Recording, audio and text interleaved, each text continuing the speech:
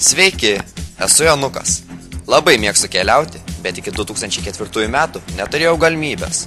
Tačiau, kai Lietuva tapo ES nare, mano gyvenimas apsivertė aukštyn kojom.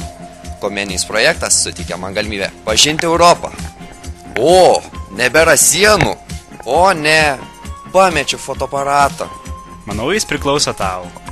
Ačiū. Eime, gal Hansas atskleis stiprios ekonomikos paslaptis. Guten Tag, Freunde. Studijos užsienyje? Gera idėja. O po studijų gal į Europos parlamentą? Čia priimami svarbiausi sprendimai ir kiekvieno žodis svarbus. Galimybė įsidarbinti?